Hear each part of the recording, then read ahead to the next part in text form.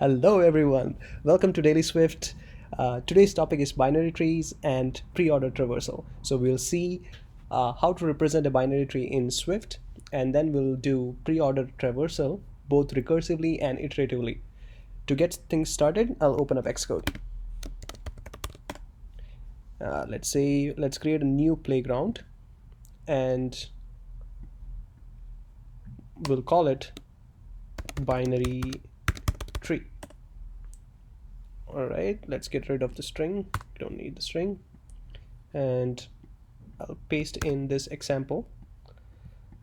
So a binary tree is a tree where the nodes can have at most two children, left and right.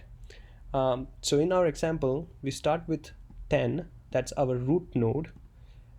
10 has a left child 5 and right child 15. 5 is also a node which has left child 1 and no right child. 15 and 1 are leaf nodes, they don't have any children. So how can we represent this structure in Swift? The most obvious choice is to use a class. So let's call our class node. And the node has to store some kind of value. In our example, the value is of type integer. So let's say we have value, which is a constant. We don't want the value to change, node's value to change. So let value as integer. And now is the interesting part. How do we reference the same node class inside the class? Because a tree is a recursive structure, we need to reference the same node class inside it. That sounds complicated, but it is as simple as saying var left is also a node. That's it. We've referenced node inside node, and we are saying that the left is also a node. Now, as you've noticed, it is not necessary that the left child is always present. So the left node can be nil. In Swift, the way we represent the possibility of nil is using optionals. So adding this question mark tells the compiler that left can be nil. We have to do the same thing for right. So right is also a node optional. To make Xcode happy, let's provide an initializer. Say value takes in value. Left is a node optional. Right is a node optional. Self.value is equal to value. Just assign the values. Do let me know in the comments if I am going too fast, too slow. I'll try to adjust in the next videos. Any feedback is appreciated. Okay, so now we have the initializer with value left and right nodes. The compiler is happy, which means we can actually try and create this example tree, right? Before I proceed, I wanted to touch upon two more things. One is that it is not necessary that the value is always int. It can be any value. It can be a character, it can be a string, and we can support that using Swift's generics. More on that later. And the second thing is to make the initializer a little bit more easier to use, easier to consume. We can pass in default arguments for these left and right parameters. So that way I can, when I create a leaf node, for example, when I wanted to create, say we want to create 15, we can say node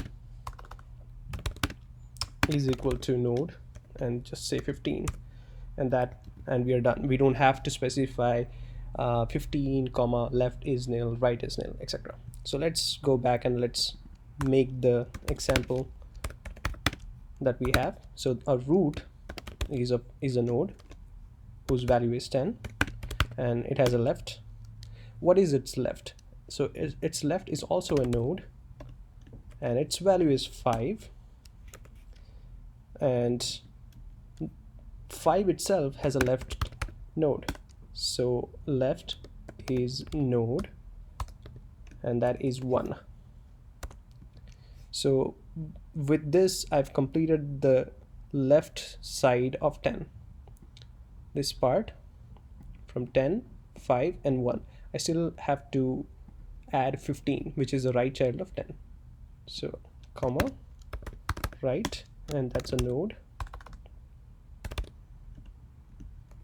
with value 15, right? That in one line we have represented this binary tree, example binary tree.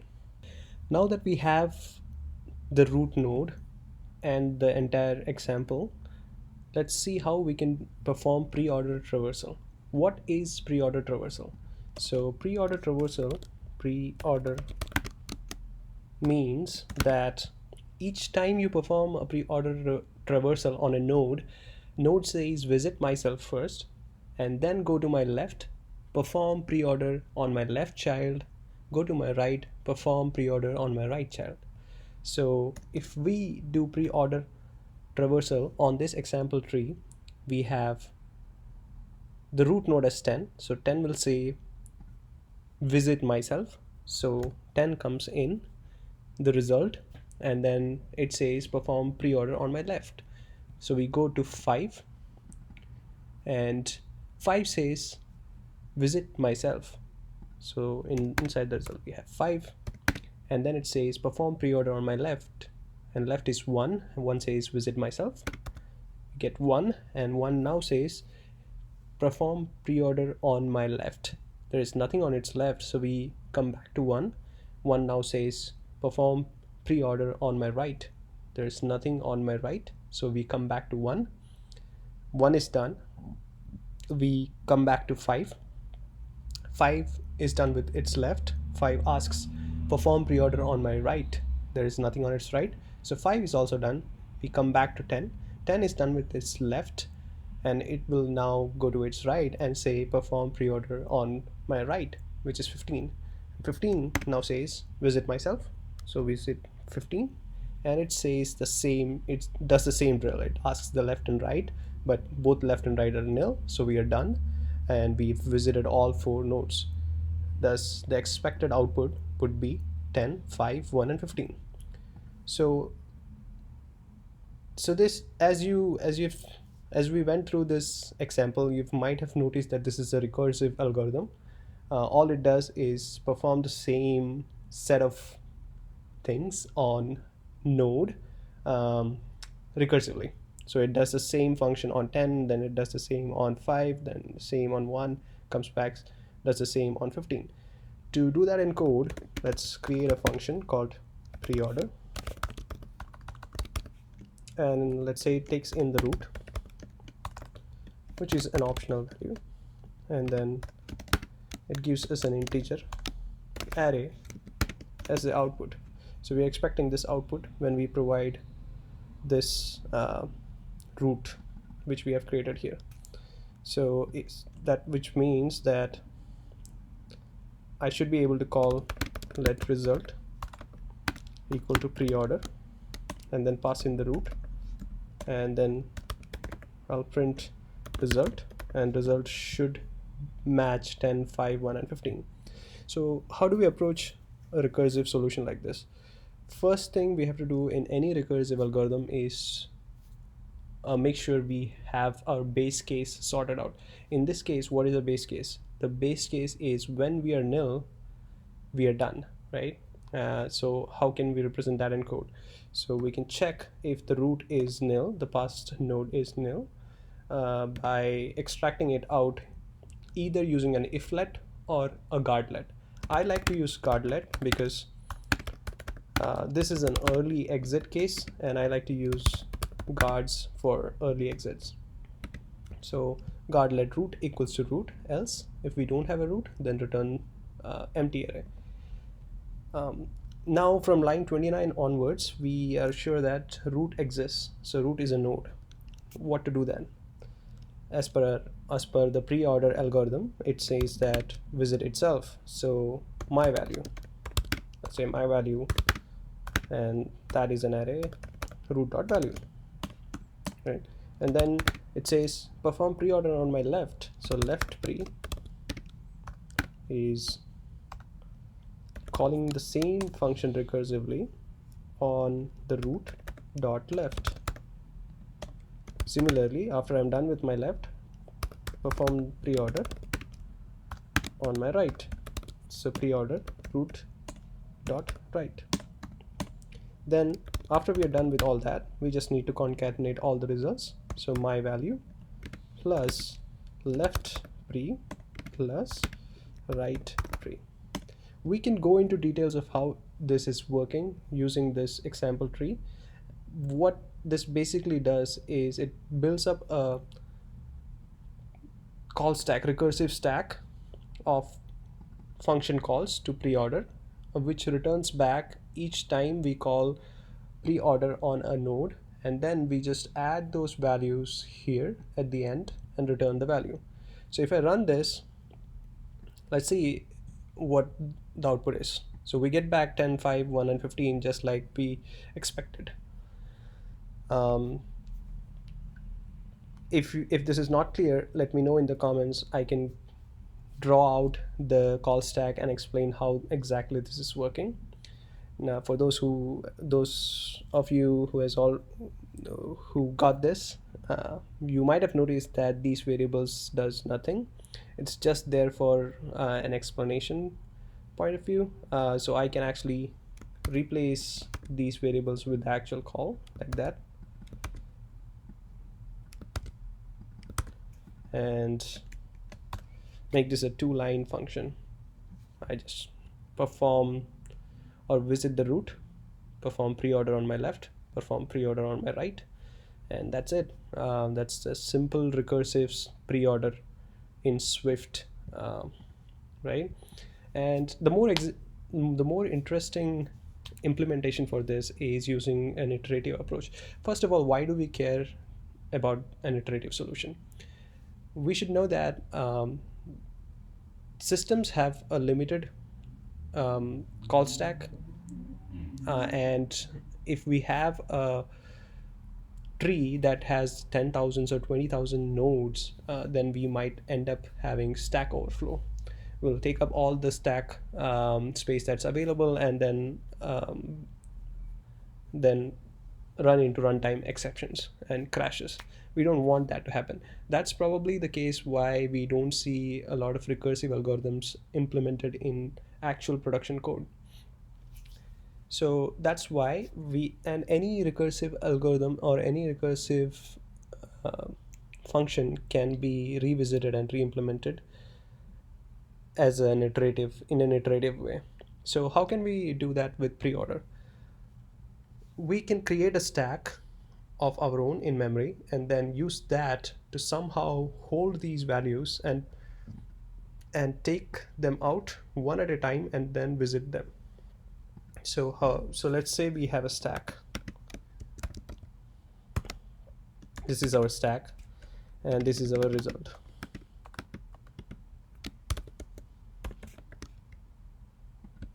Stack and result. The first thing we start is by adding things into the stack. So let's add 10 into the into the stack, and then we ask the stack, are you empty? The stack says I'm not, so we'll pop out 10 and we'll start processing 10. Processing 10 has two steps. One is adding itself into the result. The second step is adding the left and right child into the stack.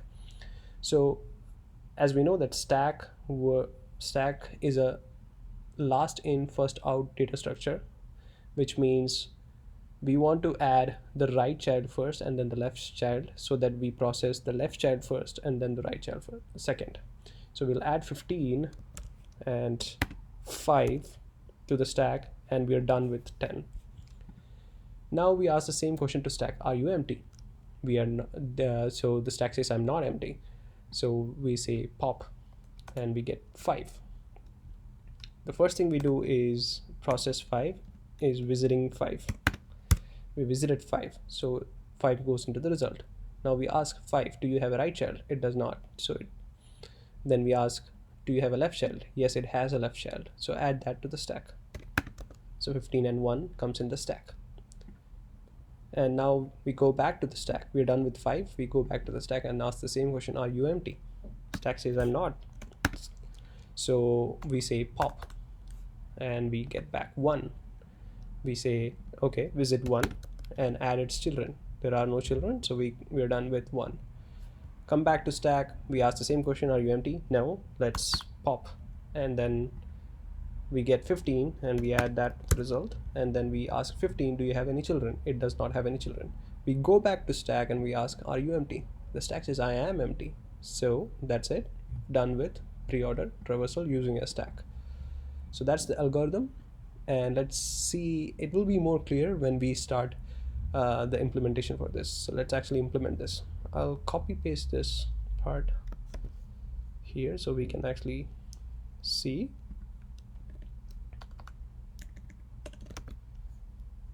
And let's start. I'll keep the function declaration same. Let's call this iterative. Function signature the same. Preorder iterative, it takes in a root, and it's an optional, and it outputs an integer array. The same guard check is applicable here too, so I'm going to copy paste here. We want to make sure that there is a root, and once we have a root, then we can start implementing our algorithm that we discussed. So we need 2 things for that. One is the result, which is an integer array. Let's initialize it to empty array, and we need a stack of nodes. In Swift there is no built-in stack, so I'm going to use an array as a stack. Okay, so we have declared our stack and our result, and we'll start implementing. So our logic was to add the root to the stack first, so we'll add that to the root to the stack. So you have that, and now our question was, is stack empty, right? And then we want to perform few things until it is empty, right? So we'll say while stack is not empty, right? If while stack dot is empty is equal to false, equal to false. I don't like that we are comparing it with a boolean. We can use the not operator and say while stack is not empty. It's the same thing. And what do we do when the stack is not empty? We pop. So let's call it last node, and the way we pop from an array is calling remove last, and that gives us the last node. Now the first thing we do is process itself. So we had 10 here, and then we added 10 to the result. So we'll say result dot append last node dot value, and then we ask 10, do you have a right child and do you have a left child? If you have a right child, then let's add that to the stack, right? So that if let right is equal to last node dot right, if there is a right, then let's add that to the stack. Stack dot append right. Then we ask, hey last node, do you have a left child? Last node dot left, if let left. If there is a left, then we want to add that to the stack. Once we are done, then we keep repeating, keep asking the stack, are you empty, and then perform the same set of operations. By the end of this while, when the stack is empty, we have a result populated, and we can return the result. So that is it. And let's test it out quickly. Let's say result 2, and then say preorder iterative and pass in a root, and let's print result 2. I'm expecting the same output. Let's see.